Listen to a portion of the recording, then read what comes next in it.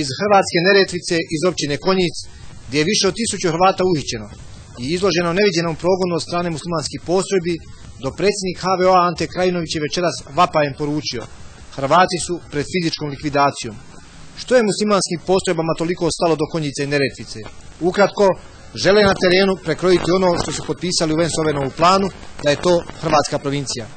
U ove krajeve jedino je, evo svjedočimo i slikom, stigla filmska ekipa HTV-a.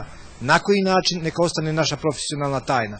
Naravno i sigurnosna, jer u Neretvicu i Konjic muslimanske postrojbe ne dozvoljavaju već tjednima da uđu ni međunarodni humanitarni čimbenici. Očito, dosta je sela spaljeno. Slika govori o besmislenosti ovoga napada, naravno i posljedicama. Ovo je Kostajnica. U selo Trusina 5 km odavde se ne može. A zašto? Svi tvrde zbog toga što su muslimanske postrojbe tamo izvršile strašne zločine nad Hrvatima. Ima i preživjeli, među desetinama onih koji su pobijeni. Dok se snima, dosta je nervoze i panike. Desetostruko jačim snagama Hrvati odavljevaju gotovo mjesec dana, a ne mogu da dođu niti do hrane, niti da liječe ranjene, niti da pokopaju mrtve. Smrt se i to ona strašna nadvila nad ovim krajem, svjedoče ljudi iz Trusine. Uostalom, poslušajte. Gori su mi muža ubili, a ni ja se sve ove muškarci i ovoga moga sina. 14 godina, njega su isto prislonili, mala mi se tresla. Ovaj jedan se viče, nemoj se bojati, kad je seko, nećemo tebe ubiti.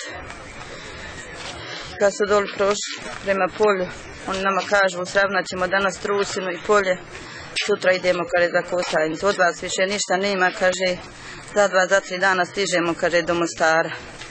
Niđe, kaže, više nijedan Hrvat neće, kaže, postojati ovdje.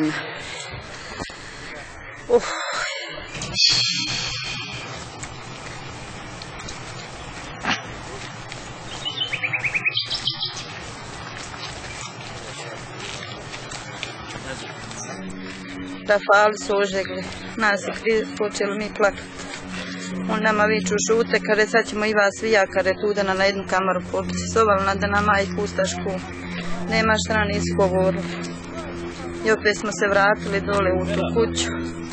Kaže, šta će s nama? Kaže, evo da nas vode u Parsević. Tu nešto što je bilo malo odve oružja od našija.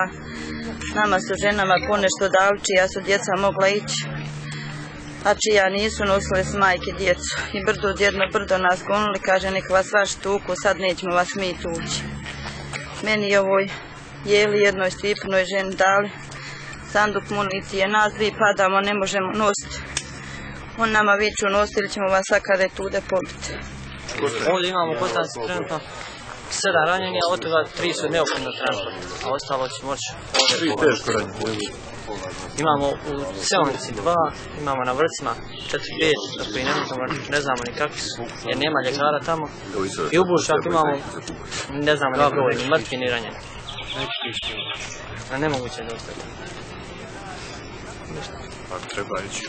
Neće, pokušat će kolega snimiti sve to. Idem ja još gore se onda se pa ćemo izvati. A ja sam krmetnjak jedan gore pobjegao. I onda nije minut prošlo, da su došli pred vrata, smantili. I govorili su da izađu iz kuće. Ako ne izađu, bacit će bombu. Nije niko bio u kući i bacili su 2 bombe u kuću. Ovo se više ovako ne može, za mene više nema života s njim. Ja sam rekao, svi kada oporavim, stanem na noge, a izgleda da hoće, ja ću vraćati dok budem živ. Znači, oni su vas napali tako, jel? Oni svugdje nas napadaju. Ne znam ako ste išli u ova sela naša, Trusin i Buša, pravi je pokor. Nisu to nikakvi borci. Pofataju civile pa se na njima iživljavaju, traže da se preda vojska, onda streljaju vojsku, treba otići u Trusnu biti, spaljuju leševe, nema šta ne radi. I to su mahom stranci. Ima, to ćete vidjeti. Dostavit će, ako se ikad probijete na selo Vrce koje je u totalnom okruženju, dobit ćete papire da se tu bore i Arapi, i Sanđaška nekakva Handžar divizija. Svašta toga ima. I danas je u Neretvici masakrirano 5 ljudi. U Konjicu je uhićeno više od 1000 Hrvata.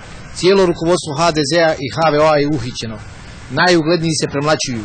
predsjednik Hrvatske zajednice Herceg Bosna Mate Boban je dao u ime HVO-a do utorka rok da prestane muslimanska agresija. U protivnom, u ime Božjih ljudskih zakona branit će se svim sredstvima hrvatski životi i hrvatsko tlo.